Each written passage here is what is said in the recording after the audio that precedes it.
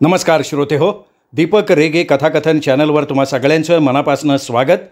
श्रोते हो, तुम्ही ऐकतोय अनघा लिखिते यांची गुंफण प्रेमाची ही कादंबरी आणि आज भाग 6. प्रभा आणि राजेश बोलत असताना पार्थ तिथे येतो. आई, ध्रुवचा फोन होता. काय म्हणाला? माझ्या लग्नाबद्दल विचारलं आणि मग त्या बंगल्याबद्दल. काय तुमच्या दोघांच्या मनात त्या बंगल्याचं खूळ आहे? इतकं सगळं झालं तरी? प्रभा, बस करू आपण त्या बंगल्याचं काहीतरी. सर्वेशला माहिती असेल तिथली. बोलू आपण उद्या. नाहीतरी आपल्याला उद्या कुठे जायचं नाहीच आहे ना. उद्या यांच्या लग्नाबद्दल, रश्मीच्या आईवडिलांच्या शोधाबद्दल आणि त्या बंगल्याबद्दल प्रत्येक गोष्टीचा तोडगा काढूयात आपण. तेवढ्यात रश्मी आणि स्वप्नाली प्लेट्स वाढून घेऊन येताना दिसल्या. प्रभा उठली. अगं बस की, आणतो आम्ही. पण प्रभा म्हणाली, असं कर, मी अजून 2 आणते, तुम्ही दोघी बसा. ओके, वाढून ठेवलेलंच आहे, ये घेऊन. ती आत गेली आणि 2 वाढलेली ताटं घेऊन आली. बाकीचं जेवण ती रूपाबेन टेबलावर मांडून ठेवत असते. वा, काय मस्त सुगंध येतो आहे.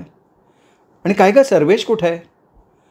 तो आम्हाला प्रायव्हसी देण्यासाठी सोडून गेला. प्रभा त्याच्या पाठीवर चापट मारत, स्वप्ना काहीही बोलतो. हां, सर्वेश बहुतेक पाय मोकळे करायला फिरत असेल. इथेच कुठेतरी असणार तो. रिंग दे त्याच्या मोबाईलवर. स्वप्नाली सर्वेशला फोन करते आणि विचारते, अरे आहेस कुठे? ये बरं, जेवण वाढलं आहे, आम्ही वाट बघतोय. हां, आलोच की. 5 मिनिटात सर्वेश येतो. सगळे मस्त मजा करत जेवायला सुरुवात करतात. पार्थ रश्मीची गंमत करण्यासाठी तिला म्हणतो, आई, आपण अजून काही दिवस इथे राहायचं का गं? का रे, इतकं जेवण आवडलं तुला? अहो, म्हणजे रश्मी त्या रूपाबेनकडनं सगळे पदार्थ शिकून घेईल ना. त्यावर सगळे हसायला लागतात. रश्मी थोडी लाजते. ही रश्मी मगाशी काहीतरी करत होती बरं का किचनमध्ये. हो का ग रश्मी? हो, एक फन म्हणून करत होते. यातला एक पदार्थ मी तुमच्या सगळ्यांसाठी बनवला आहे आणि तुम्हाला तो पदार्थ ओळखायचा आहे. हां, पण त्याचं नाव माझ्या कानात सांगायचं बरं का. जो हरला तो माझ्यासाठी एक गिफ्ट घेईल. नाही, कानात का? अरे नाही तर समज तूच पहिलं बरोबर सांगितलं आणि मी हो म्हणाले तर थोडीच गंमत येईल ना. अगदी बरोबर आहे. चला आपण जेवण करूयात. आपण जेवण झाल्यावर सांगायचं नाव का मध्ये उठून? नाही, जेवण झाल्यावर सांगितलं तरी चालेल. तू आईला आधीच तर नाही ना सांगितलं? छे, मला माहीतसुद्धा नव्हतं. सगळेजण जेवताना अगदी पदार्थ निरखून खात होते. स्वप्ना, अशी कढी आपल्याकडे कधी बनली का गं? बाबा, नो डिस्कशन. रश्मी, आमचं जाऊ दे, पण जर पार्थनं तू बनवलेला पदार्थ ओळखून दाखवला तर मी माझ्याकडनं तुला अजून एक गिफ्ट देईन. अरे पण मी कधीच काही खाल्लं नाही तिच्या हातचं. मग कसलं आलं आहे प्रेम? तुझ्या प्रेमात एवढी जादू असायला हवी. तुझ्या बाबांना बघ, माझ्या मनातलं कसं बरोबर ओळखलं होतं त्यांनी. सर्वेश याची मजा घेत म्हणतो, हो म्हणून तर अंगठी आणली होती त्याने की प्रभा होच म्हणणार म्हणून. घे मजा घे माझ्या सुनेसमोर. पण राजेश अंकलनी ओळखलं तर होतंच ना. हां, फक्त सांगायला थोडा उशीर केला, पण प्रेम होतं ना. आई, घ्या. आत्तापासून बाबांनी रश्मीला आपल्या टीममध्ये करून घेतला आहे बरं का. बघूया आता राजेश ओळखू शकतोय का. असं खेळीमेळीच्या वातावरणात जेवण आटपलं. प्रत्येकानं रश्मीच्या कानात पदार्थाचं नाव सांगितलं. रश्मी म्हणाली, चला सगळ्यांनी आपापल्या खिशाला, पर्सला जरा हलकं करा, कारण फक्त एका व्यक्तीनं मी बनवलेला पदार्थ ओळखला आहे आणि तो पदार्थ आहे खांडवी. बट यातला खांडवी कुठला पदार्थ होती? अरे ते येलो कलरचे rolls. It's amazing taste. I don't believe. पण ओळखलं कोणी? आईने ओळखलं. हां, पण आपल्याकडे तर कधी ते बनलेलं पाहिलं नाही मी. नाही, पण मला खूप वाटत होतं की हाच तो पदार्थ असावा. चला, म्हणजे रश्मीचं 4 गिफ्ट पक्की झालेली आहेत. बोल रश्मी, काय हवं आहे तुला? नाही, मला तुम्ही तुमच्या मनानं द्या गिफ्ट. पार्थ तिच्या कानात गमतीनं म्हणतो, मी नक्की माझ्या मनानं देऊ तुला. अरे मी मराठीत तेच सांगितलं. चला, म्हणजे मला खिसा हलका करायचं काय काम नाही. रश्मी खूप सुंदर लाजली. पार्थला तिचं लाजणं आवडलं. आजकाल मुलींचं लाजणं दुर्मिळ झालेलं आहे. जेवण झाल्यानंतर ते पुन्हा गप्पा मारत बसले. बाबा, तुम्ही तो किस्सा सांगणार होता तुमच्या मित्राचा. काय बरं नाव घेतलं होतं तुम्ही? अभ्या पुराणिक. असं अभ्या कसं काय नाव असू शकतं? अरे अभ्या म्हणजे अभिषेक. पार्थ, आम्ही भारतात ना अशीच नावं घेतो. सर्वेशचं सर्व्या, राजेशचं राजा. मग आपण जर इथे राहत असतो तर? अरे पार्थ हे नाव अधिक छोटं आहे. त्याचं काही झालं नसतं. वा, का नसतं झालं? त्याला सगळ्यांनी पांग्या म्हटलं असतं. आओ, फांग्या? अरे म्हणजे Pangarkar. Oh, really great. Rashmi पार्थकडे बघत असते. तिला वाटतं की बरं झालं राघवनी स्वतःच ब्रेकअप केलं. नाहीतर आयुष्यभर मला एक तर त्याला एक्सप्लेनेशन किंवा मनवावं लागलं असतं आणि तो मात्र कसाही वागला असता. अगदी नचीच्या बर्थडेपासूनच्या गोष्टी तिच्या डोळ्यांसमोर तरळल्या. रश्मी, आज झोपायचं नाही. ऐका, घाबरायचं अजिबात नाही. आयुष्यात नेहमी हे लक्षात ठेव की जोपर्यंत आपण कुणाचं वाईट करत नाही तोपर्यंत कुणी आपलं काहीही बिघडवू शकत नाही. हो, बरोबर आहे. तर ही गोष्ट आहे जेव्हा आम्ही सेकंड इयरला होतो. दरवर्षी आमचं कुठेतरी लांब पिकनिकला जायचं ठरलेलं असायचं. मी, सर्वेश, श्रीधर आणि अभिषेक. श्रीधर आमच्यामध्ये श्रीमंत, त्यामुळे त्याचीच कार असायची.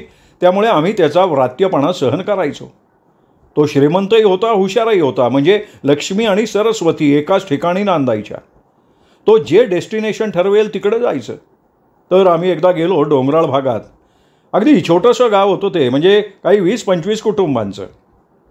अरे पण कुठे होतं ते? केरळला जायचं ठरवलं होतं, पण रात्र झाली म्हणून रस्त्यावरच होतं ते गाव. खूप काही प्रसिद्ध नव्हतं, म्हणजे आम्हाला त्याचं नावसुद्धा माहिती नाही. असं कसं? अरे त्याचं कारणही तसंच होतं. आम्ही संध्याकाळी निघालो होतो. दिवस पावसाचे होते. सकाळपासून पावसाची रिपरिप चालू होती. म्हणून पाऊस जर ओसरला की निघू असा विचार करून आम्हाला निघायला 5 वाजले. श्रीधर आणि आभ्या ड्रायव्हिंग करणार होते. आमच्याजवळ गाड्या नव्हत्या, त्यामुळे आम्हाला नव्हतं ड्रायव्हिंग येत. पावसाची भुरभुर सुरू होती. मस्त कुंद वातावरण होतं. छान गप्पा सुरू होत्या. मजा मस्ती सुरू होती. प्रभाने त्याला डोळे वटारून विचारलं, म्हणजे ड्रिंक्स घेऊन? नाही नाही. अगं, आम्ही मध्यमवर्गीय. ड्रिंक, सिगरेट या गोष्टींची परमिशन थोडीच होती आम्हाला. आणि आम्ही कधी लपून काही करायला धजावतच नव्हतो. आम्हाला ना खरं तर त्या ट्रीपमध्ये कळलं होतं की राजाचं काहीतरी प्रेम प्रकरण आहे. पण कोण आहे ते त्यांनी सांगितलेलं नव्हतं. पण मला मात्र नक्की वाटायचं की ती नक्की प्रभाच असणार. या लोकांना छान विषय मिळाला होता बरं का चाखलायला. मला नुसता वैताग आणत होते. पण माझ्या वाढदिवसाच्या दिवशी मला सांगायचं होतं, तोपर्यंत मी डिस्क्लोज करणारच नव्हतो. रात्र व्हायला लागली होती. पावसामुळे समोरचं काही दिसत नव्हतं. त्यात विजेचा कडकडाट. अभ्यानं गप्पा मारता मारता वाटही चुकवली आणि भुकेमुळे आमच्या गप्पासुद्धा बंद झाल्या होत्या. श्रीधर म्हणाला, अभ्या, एखादं टपरीवाजा हॉटेलसुद्धा चालेल बरं का मला आता. श्रीधर बाहेरचं बहुतेक खायचाच नाही, किंवा हॉटेल पॉश असलं तरच तो खायचा. त्याच्या आईने दिलेला नाश्ता आम्ही तर काय वाटेत फस्त करून टाकला होता. खूप वेळानं आम्हाला एक टपरी दिसली. रस्त्यात काळोख होता. त्या टपरीत जो लाईट होता ना तेवढाच काय तो उजेड. आम्ही अगदी टपरीजवळ कार थांबवली आणि आतमध्ये गेलो. आत एक म्हातारा माणूस बसला होता. त्याचा अवतार एखाद्या मुलीनं बघितला असता ना तर तिथेच तिचा हार्टफेल झाला असता. त्याला एक डोळा बकरीचा लावलेला होता. काळा कभिन्न, बोकडासारखी दाढी आणि अंगातनं येणारी प्रचंड दुर्गंधी. मी त्याला विचारलं की काका, काही खायला मिळेल का? तर तो मानेनच नाही म्हणाला. खरं तर श्रीधरचं सोडा, पण भूक नसती ना तर आम्ही कोणीही कधीही तिथे काही खायचा विचारसुद्धा केला नसता. ते गळणारं हॉटेल, बसायला जागा नाही, डास चावत होते, झुरळं बागडत होती, चहा साखरेचे डबे तर कळकटलेले होते, जणू ते डबे वर्षानुवर्ष धुतलेले नसावेत. मी तर साफ टाळलं चहा घ्यायचं. श्रीधरचा तर विषयच नव्हता. मग सर्वेशसुद्धा नाही म्हणाला. तिथे फक्त आभ्यानी चहा घेतला. मी त्या म्हाताऱ्याला विचारलं की हां काही खाणे की व्यवस्था होगी, तर त्यांनी मला बाहेर बोलवलं आणि काही अंतरावर दिसणारं एक घर दाखवलं. आम्ही त्याचे आभार मानले.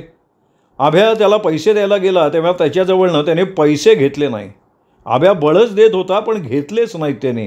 मग आम्हीच आभ्याला म्हटलं की जाऊ दे आभ्या, सोड, चल बाबा.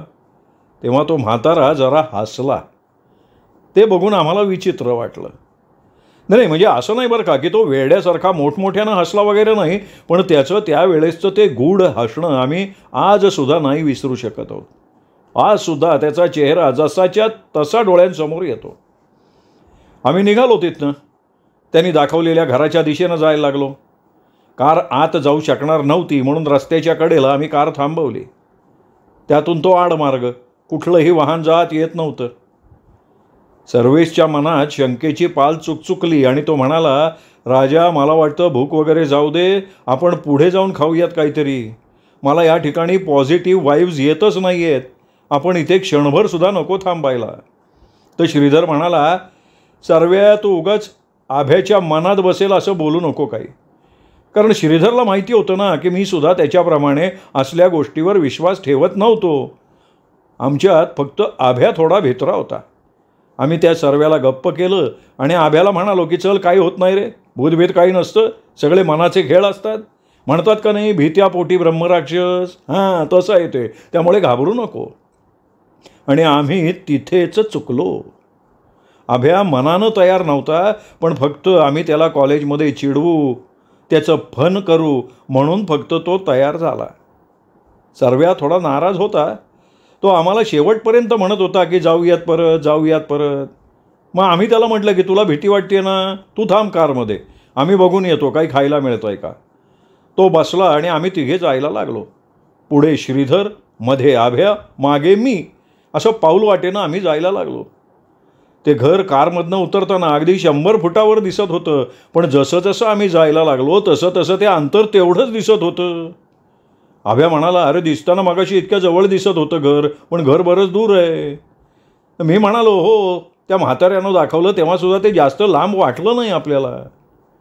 श्रीधर मुद्दाम म्हणाला बरं का की सर्व्या खरं तर नव्हता सांगत ना. आभ्या म्हणाला, माझंही तेच म्हणणं आहे, अजून वेळ गेली नाही, मला वाटतं आपण परत जाऊया. मला आली आभ्याची दया, तुम्हाला सांगतो. मी त्याला म्हणालो चल जाऊयात. पण श्रीधर मला म्हणाला, राजा तू काय याच्या गोष्टीत येतो. मी म्हणालो, अरे आपण केव्हाचं चालतोय, पण अंतर तेवढंच आहे, काहीतरी स्ट्रेंज आहे रे श्री इथे. तर श्रीधर म्हणाला, तो बघ तुला टेरेस दिसतोय का, 2 मुलं 1 मुलगी दिसतीये का. आम्ही दोघंही हो म्हणालो. श्रीधर म्हणाला, मग कशाला घाबरताय राजा, तुझ्याकडून मला ही अपेक्षा नव्हती बरं का. श्रीधरला लागली होती कडाक्याची भूक. तो धावत जायला लागला. मी आणि आभ्या थकलो होतो तरी आभ्या धावत गेला त्याच्या मागे. मला काय वाटलं माहीत नाही. आपण किती दूर चालत आलो. आता सर्व्याला जेवायची व्यवस्था आहे हे सांगायला इतक्या लांब जायचं आणि पुन्हा त्याच्याबरोबर यायचं. हा विचार केला, माझ्या अंगावर आला काटा. अरे त्या काळात मोबाईल नव्हते ना. मी विचार केला की बघू मागे वळू, इथूनच काही हात हलवत इशारा बिशारा करता आला त्याला तर बरं होईल. जसं मी मागे वळून बघितलं तर सर्व्या आणि कार 100 फुटांवर दिसत होती. तो कारमध्ये लाईट सुरू ठेवून बसला होता. मी प्रचंड घाबरलो, तसाच मागे फिरलो, धावत धावत गेलो आणि कारमध्ये बसलो. सर्व्यानी मला विचारलं, काय झालं, आहे का जेवण. मला भूक लागली आहे, पण माझी इच्छा होत नाही रे तिकडे जायची. पण पळत आल्यामुळे मला लागली होती धाप. मी त्याला मागितलं पाणी. सर्व्या म्हणाला, अरे इथल्या इथे चालण्याने तुला धाप लागली, अजून आपलं वय नाही रे असं धाप बीप लागायचं. चेकअप कर, वजन कमी कर. हां वजन वाढलं आहे त्यामुळे धाप लागते तुला थोडंसं चाललं तरी. त्याची आपली बडबड सुरू. सर्व्याला माहिती नव्हतं ना आम्ही किती चाललो इथे.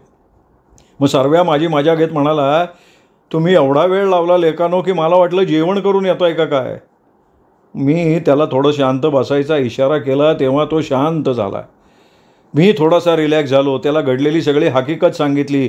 तेव्हा सर्व्या म्हणाला, सांगत होतो का नाही जाऊ नका. मी घाबरलो होतो. मी म्हणालो, सर्व्या अरे ते दोघं गेले ना. सर्व्या म्हणाला, चल त्यांना परत आणू. मी म्हणालो, सर्व्या, गाडी व्यवस्थित आत जाऊ शकली असती, पण दुरून असं भासतंय की जायला तेवढी जागा नाही आहे. सर्व्या म्हणाला, पण आपल्याला कुठे येते चालवता, आपल्याला चालतच जावं लागणार. मी म्हणालो, माझ्यात काही त्राण राहिलेलं नाही, परत इतकं लांब जायला नको, तूही जाऊ नको, आता त्यांना परत येऊ दे रे बाबा. मग आम्ही दोघंही वाट बघत बसलो. 10 वाजले, 11 वाजले, 12 वाजले, तरी या दोघांचा पत्ता नाही रे. रात्र जसजशी वाढायला लागली, आमची भीती वाढायला लागली. त्यात कुत्री भेसूर रडायला लागली. मी सर्व्याला म्हटलं, अरे सर्व्या, काय करायचं, सकाळपर्यंत वाट बघायची का त्यांना शोधायला जायचं?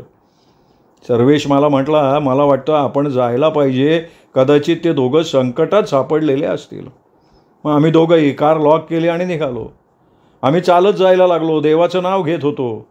पण ह्यावेळी तुम्हाला सांगतो, आम्हाला वेळ नाही लागला बरं का. बहुतेक नामस्मरणाच्या शक्तीमुळं ते झालेलं असावं. आम्हाला 30 मुलं आणि सोबत आभ्या पण दिसायला लागला.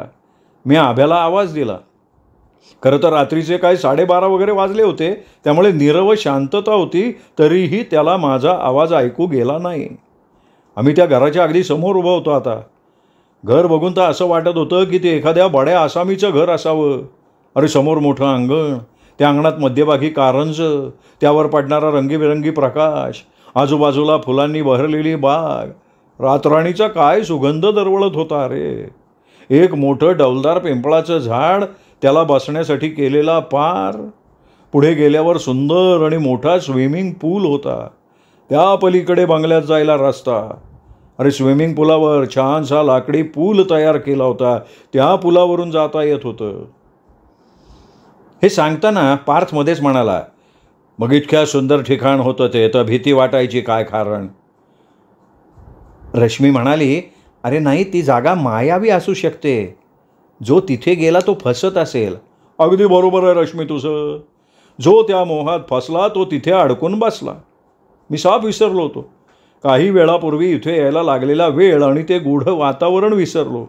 पण सर्व्यानी मला लगेच सावध केलं. सर्व्या म्हणाला, राजा, लक्षात ठेव, ही मायावी जागा दिसतीये, या मायावी जागेत फसायचं नाही.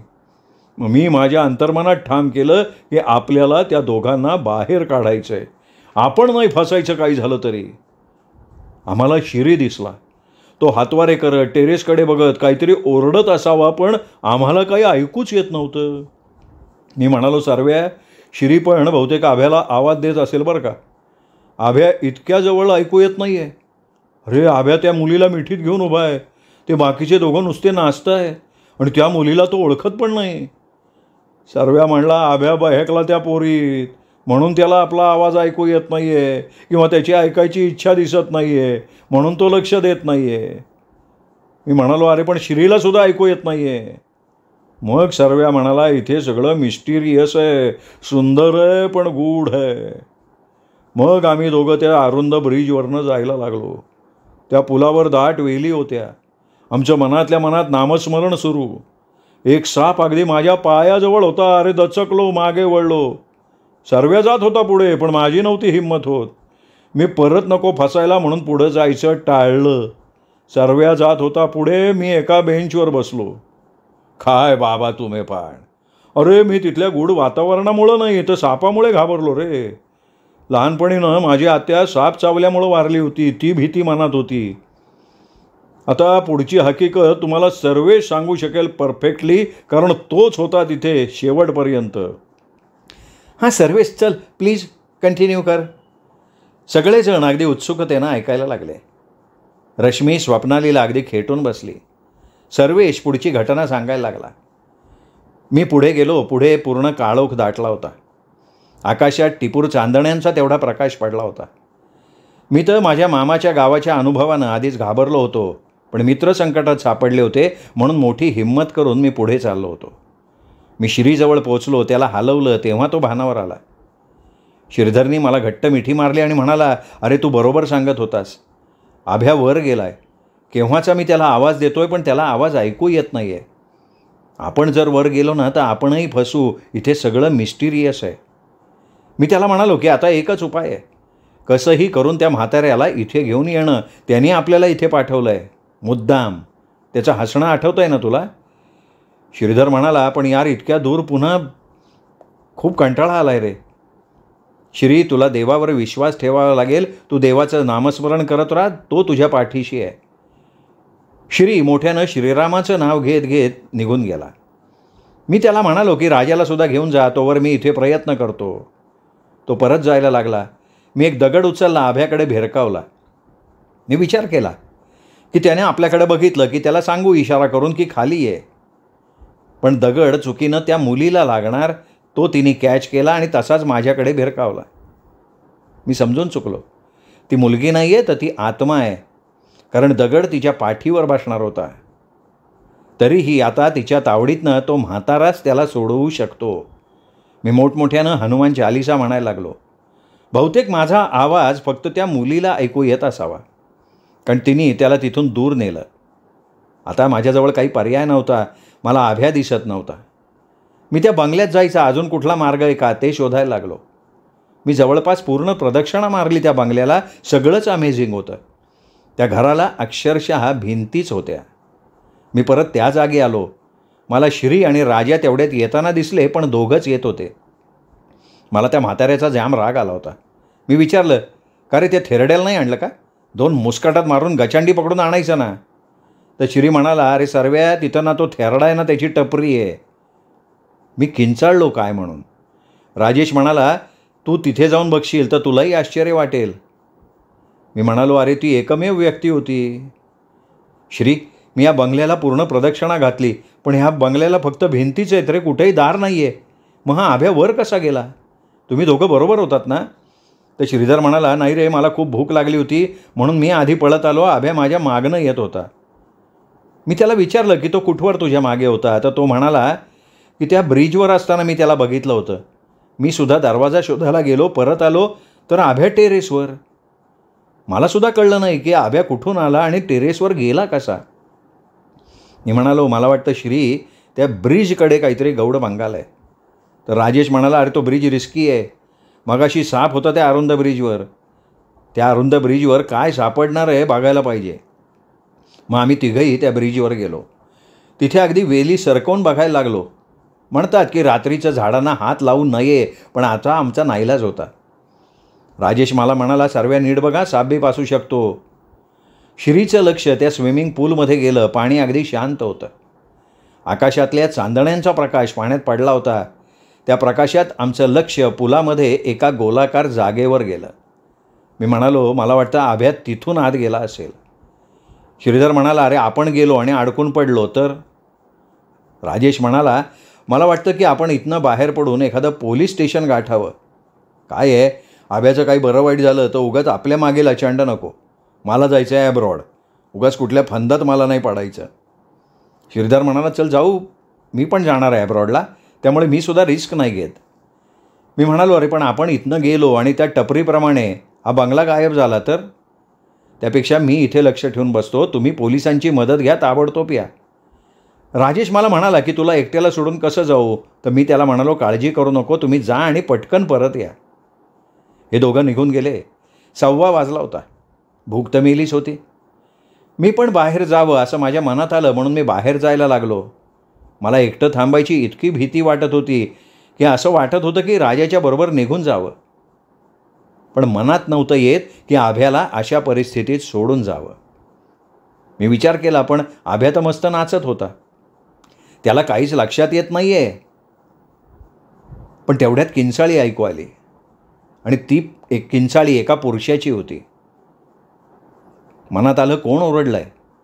त्या 2 मुलांपैकी एक का आभ्याच? मागे वळून बघायची हिंमतही होत नव्हती. मी तिथून काढता पाय घेणार तेवढ्यात त्याच्या आईचे शब्द आठवले. ती म्हणाली होती, बाबांनो नीट जा, रात्री अपरात्री भटकू नका, एकमेकांना सांभाळून घ्या. आभीचा मनुष्यगण आहे. सर्वेश, आभीला नीट ने आणि परत आण. मग मी कसलाही विचार न करता स्विमिंग पूलजवळ चप्पल काढली आणि उडी मारली. मला पोहता येत होतं.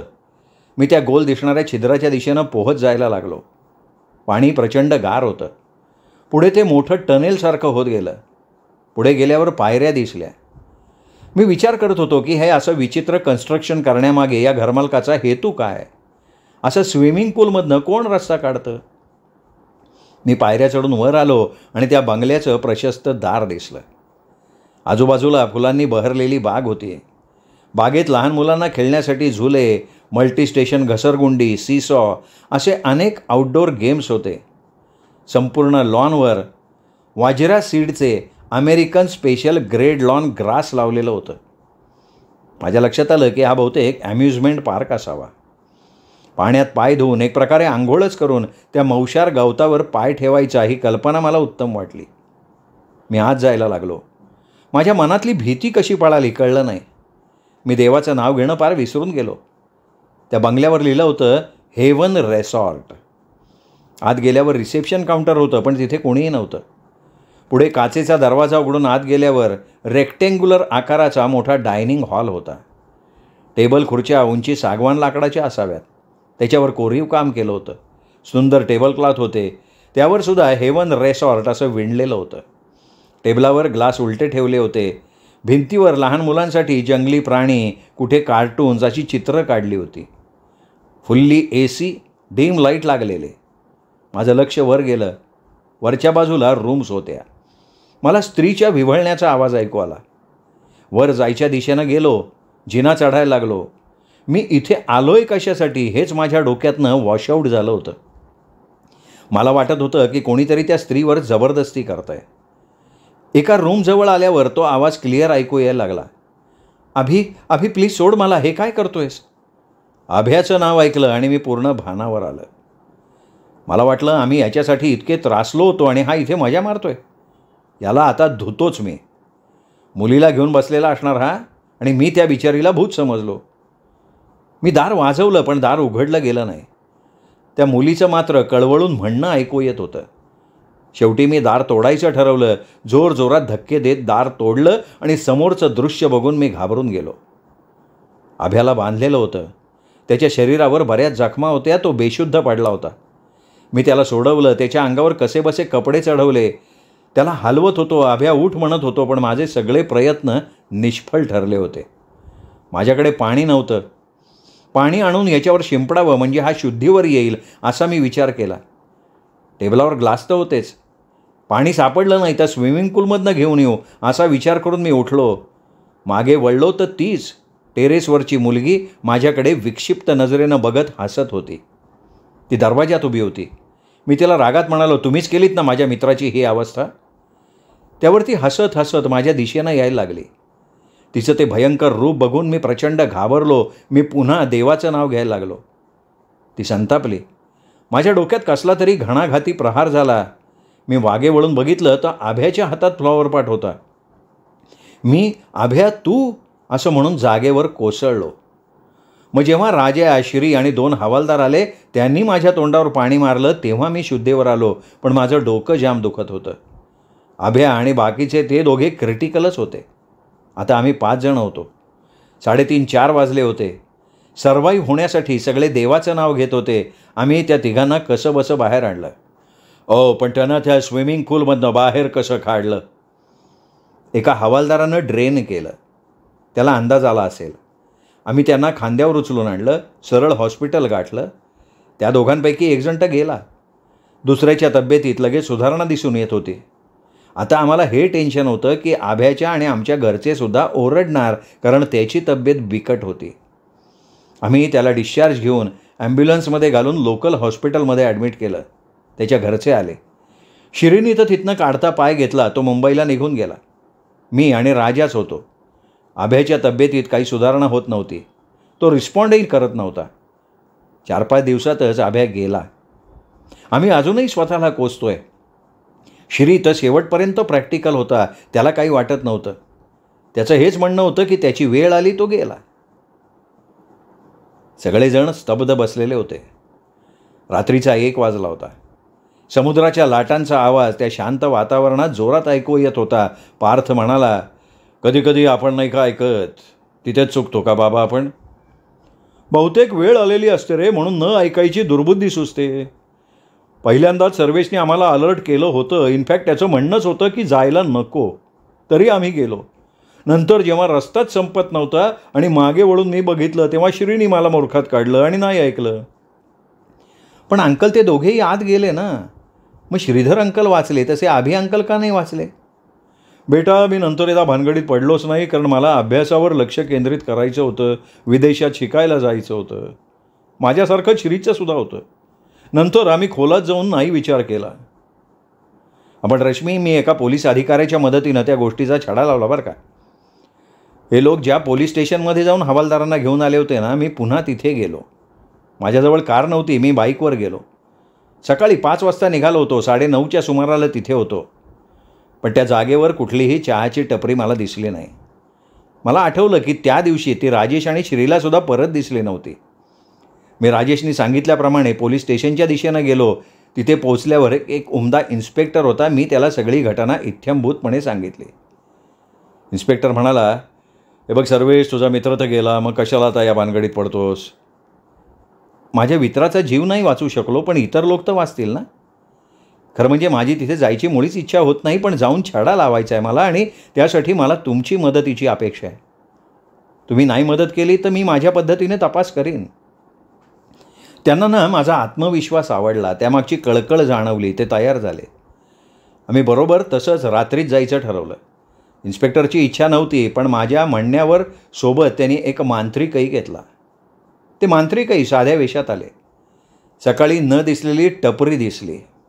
मी तिथे जाणं टाळलं, कारण त्या म्हाताऱ्याने मला ओळखलं असतं. त्यांनी तिथलं पाणी घेतलं प्यायसाठी, जेवणासाठी पत्ता विचारला. सेम तसंच झालं. म्हाताऱ्याने तेच घर दाखवलं. यावेळी आम्ही बाईकवर होतो, त्यामुळे लवकर पोहोचलो. आता टेरेसवर तीच सुंदर मुलगी दिसली, पांढऱ्या शुभ्र ड्रेसमध्ये. मी इन्स्पेक्टरांना इशारा केला. आम्ही आत जायला लागलो. मला सगळं माहिती होतं, त्यामुळे मी विशेष सावधानतेनं जात होतो.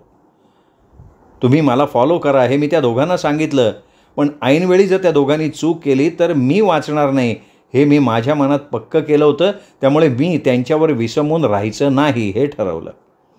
आम्ही त्या ब्रिजवरनं जायला लागलो. मला तीच मुलगी स्विमिंग पूलमध्ये पोहताना दिसली. ती मला इशाऱ्यानं बोलवते हे जाणवलं. मी माझा संयम ढळू द्यायचा नाही हे ठरवलं होतं, पण शोध घ्यायचा तर जावं लागणार होतं. मी उडी घेतली. तशीच माझ्या मागून पटापटा त्यांनी त्या पुलामध्ये उड्या घेतल्या. मी तिच्या मागे जायला लागलो. माझ्या मागे दोघे आहेत ना याची खात्री करून घेतली.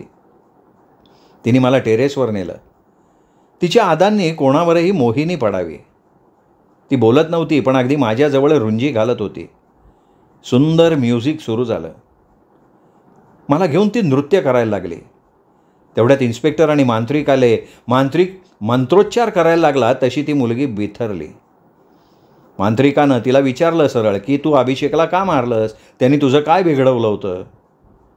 तेवढ्यात तिथे एक वृद्ध आला जो या आधी कधीही दिसला नव्हता. इन्स्पेक्टरनं विचारताच तो सांगायला लागला की हे रिसॉर्ट या मुलीच्या आश्लेषाच्या वडिलांनी बांधलं होतं. ते माझे चांगले मित्र होते. ते गेले. मग मी आश्लेषाच्या मदतीला इथे मॅनेजर म्हणून काम पाहत होतो. सर्व छान सुरू होतं. आश्लेषा खूप हुशार मुलगी. नवनवीन टेक्नॉलॉजी वापरून तिने या रिसॉर्टचं अम्युजमेंट पार्कसारखं रूपांतर करून टाकलं. इथल्या जवळपास परिसरात अशा लहान मुलांसाठी, कुटुंबासाठी काहीही फनी ॲक्टिव्हिटीज नव्हत्या. त्या उदात्त हेतूनं ती अगदी नॉमिनल तिकीट ठेवून हे चालवत होती. लोकांना इकडे पाठवावं यासाठी रस्त्यावरच्या चहा टपरीवाल्याला सुद्धा आम्ही मोबदला द्यायचो. हळूहळू खूप चांगली प्रसिद्धी मिळायला लागली. 2 वर्ष खूप चांगलं चाललं. पण एखादा पुढे जात असेल तर त्याला मागे खेचायचं काम काही समाजकंटक करत असतातच. त्यात आश्लेषा मुलगी असून इतकं उत्तम हे रिसॉर्ट चालवतीये हे काही लोकांच्या पचनीच पडलं नाही. तिला धमक्यांचे फोन यायला लागले. मग मी तिला म्हणालो की आपण पोलीस स्टेशनमध्ये कंप्लेंट देऊ. आम्ही ते केलं सुद्धा. नंतर काही दिवस नीट चाललं. पण मी वयोमानामुळे नेहमी येऊ शकत नसे. त्यात माझ्या मुलाची नोकरी त्याला US लागली. त्याचं लग्न झालं होतं. आम्ही आजी आजोबा व्हायचे दिवस जवळ आले. आश्लेषाने मला आश्वस्त केलं की काका तुम्ही निश्चिंत जा, आता काही त्रास नाही आहे, आता सगळं सुरळीत सुरू झालं आहे. त्यामुळे मी गेलो. 6 महिन्यांनी परत आल्यावर असं कळलं की काही टवाळखोरांनी इथे येऊन धुमाकूळ घातला. आश्लेषावर अतिप्रसंग करायचा प्रयत्न केला. तिने स्वतःची आबरू वाचवण्यासाठी स्वतःवर गोळ्या मारून घेतल्या आणि स्विमिंग पूलात उडी मारली. तिचा आत्मसन्मान दुखावल्यामुळे ती त्याचा बदला घेते. ज्याची नियत डगमगते तो संपतो. तुम्ही भानावर येऊन तिथून निघून गेला असता तर तुमच्या वाट्याला ती आली नसती. मी मग तिची माफी मागितली. इन्स्पेक्टरांनी तिला विनंती केली की निरपराध लोकांना त्रास नको देऊस. आम्ही त्या काकांचा निरोप घेऊन निघालो, पण जाताना आम्हाला त्यांनी दुसऱ्या रस्त्यानं बाहेर काढलं. इन्स्पेक्टरनी चौकीत पोचल्यावर त्या सालचं रेकॉर्ड काढलं. त्या काकांनी सांगितलेलं सगळं त्यात नमूद केलेलं होतं. अपराध्याला शिक्षा झाली होती, पण सुटून आल्यानंतर त्यांनी त्या रिसॉर्टचा ताबा घेतला. तेव्हा अश्लेषानं आपला बदला पूर्ण केला आणि 5ही जणांना मानसिक उपचार सुरू असताना त्यांनी आत्महत्या केली. जसं कर्म तसं फळ हा साधा नियम आहे. मी ती रात्र त्या चौकीत काढली आणि मगच घरी निघालो. श्रोते हो, गुंफण प्रेमाची या कादंबरीचा हा होता 6वा भाग. 7वा भाग उद्या. तोपर्यंत नमस्कार मित्रो.